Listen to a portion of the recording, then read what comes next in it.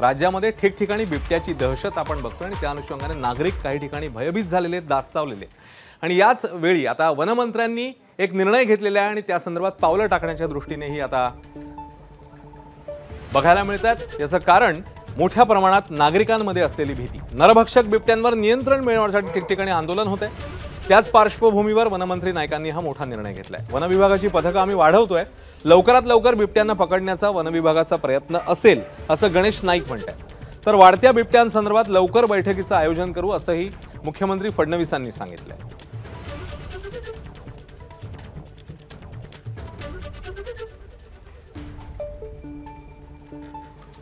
वनरक्षकांना आणि पोलिसांना सांगितलं की तुम्ही यंत्रणा राबवा।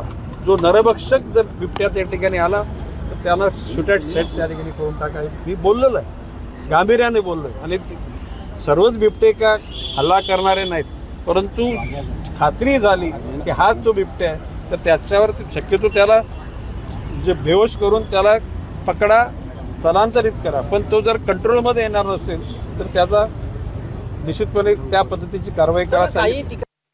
महाराष्ट्रात बिबट्यांची मोठी दहशत आहे ग्रामीण भागामध्ये सगळ्या ठिकाणी, त्यावर मी बैठक घेणारा कालच सांगितलं। महाराष्ट्रात बिबट्यांची मोठी दहशत आहे ग्रामीण भागामध्ये सगळ्या ठिकाणी, त्यावर मी बैठक घेणारा कालच सांगितलं। आणि आता बातमी येते आहे अहिल्यानगरमधनं, कारण गेल्या काही दिवसांमध्ये आपण बघितलेलं होतं, खास करून एका चिमुकलीला बिबट्याने उचलून नेलेलं होतं। तीही घटना समोर आलेली आहे। आता अहिल्यानगरमधली आणखी एक घटना समोर येते, त्यामुळे ग्रामस्थ संतप्त झालेले आहेत, भयभीत झालेले आहेत आणि त्यांनी आता पुणे बायपास रस्त्यावर निमळक गावकऱ्यांनी हा रास्ता रोको केलेला पाहायला मिळतोय। नरभक्षक बिबट्याला ठार मारण्याचे आदेश जोपर्यंत मिळत नाही तोपर्यंत रास्ता रोको आंदोलन करू असा इशारा ग्रामस्थांनी दिलाय।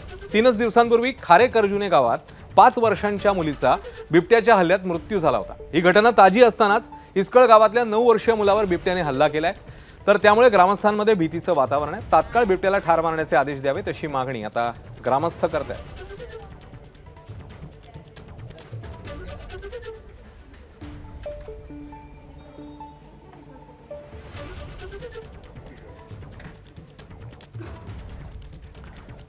तर एकीकडे ही सगळी स्थिती असतानाच आता मंत्री विखे पाटील यांचं एक वक्तव्य समोर येते। याचं कारण जिल्ह्यामध्ये जवळपास 1100 1150च्या वर बिबटे आहेत आणि आता त्यातल्या काही बिबट्यांना वनतारामध्ये पाठवण्याच्या दृष्टीने प्रस्तावही देण्यात आलाय असं सांगण्यात आलंय। जिल्ह्यामध्ये तब्बल 1150च्या वर बिबटे आहेत असं पालकमंत्री राधाकृष्ण विखे पाटील यांचं म्हणणं आहे।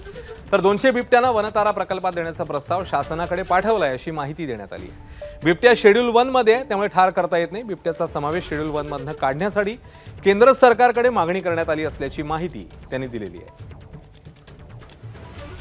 आपल्याला जीवितहानी कमी झाली पाहिजे। आता जे काही बंदोबस्त करतो, आता वनतराला बिबटे पाठवायचे, 200 बिबटे घ्यावेत अशा प्रकारचा मी सरकारला प्रस्ताव देतोय जिल्ह्याच्या वतीने।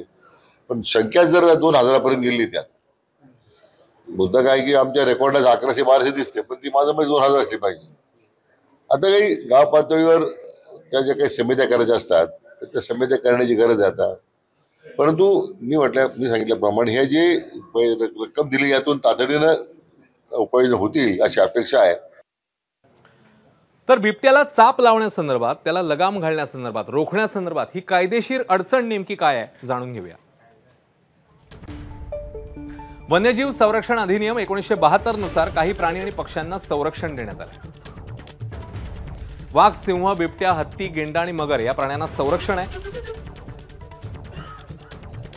प्राण्यांची शिकार, इजा करणं याला कायद्याने गुन्हा ठरवण्यात आलेला आहे। तर प्राण्यांची शिकार करणाऱ्यांना कठोर शिक्षेची तरतूद करण्यात आली आणि याच अनुषंगाने त्यामुळे आता या काही ज्या अडचणी आहेत त्या दूर करण्याच्या दृष्टीने आता प्रशासन पावलं टाकतंय। तिकडे अकोल्यामध्ये देखील याच दरम्यान आता बिबट्याची दहशत पुन्हा एकदा पाहायला मिळते। त्यामुळे राज्यात ठिकठिकाणी हा बिबट्या आता नागरिकांना चांगलाच जेरी सांडतोय, नागरिकांना चांगलाच धास्तावून टाकतोय। तामसी शेत शिवारात या बिबट्याचा वावर पाहायला मिळतोय आणि त्याच्यामुळे नागरिक मात्र त्रस्त झाल्याचं चित्र पाहायला मिळतंय। एका शेतकऱ्याने हा बिबट्या मोबाईल फोनच्या कॅमेऱ्यात कैद केला। तामसीच्या वाघाळी नाल्याजवळ काल सायंकाळी 7 वाजण्याच्या सुमारास बिबट्या दिसून आला। परिसरातले शेतकरी आणि ग्रामस्थ यांच्यामध्ये भीतीचं वातावरण आहे, त्यामुळे बिबट्याला पकडून सुरक्षितपणे जंगलात सोडून द्यावं अशी मागणी आता वन विभागाकडे ग्रामस्थांनी केली आहे।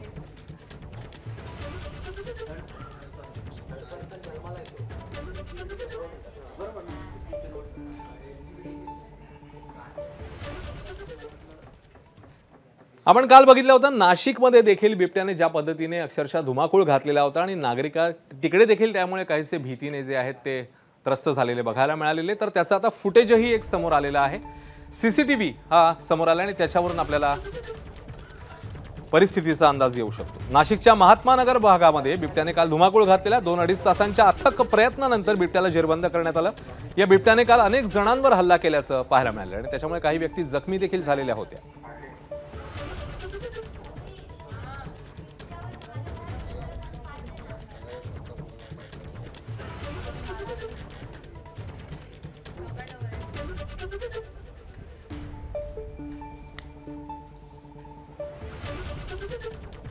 आणि या घटना ठिकठिकाणी समोर येत असतानाच आता एक प्रश्न सगळीकडे चर्चेला जातोय, तो म्हणजे हे बिबटे मानवी वस्तीत का घुसतायत.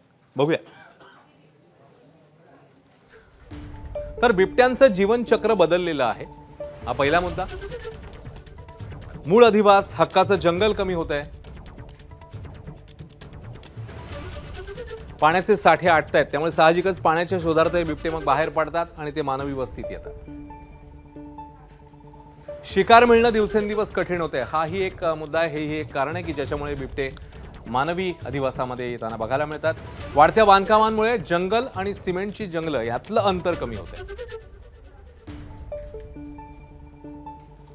नागरी वस्तीत रात्री लपण्यासाठी जास्त जागा मिळते आणि त्यामुळे साहजिकच हे बिबटे मग नागरी वस्तीमध्ये धाव घेतात, हाही एक मुद्दा. पोट भरण्यासाठी भक्ष्य देखील इकडे उपलब्ध असतं.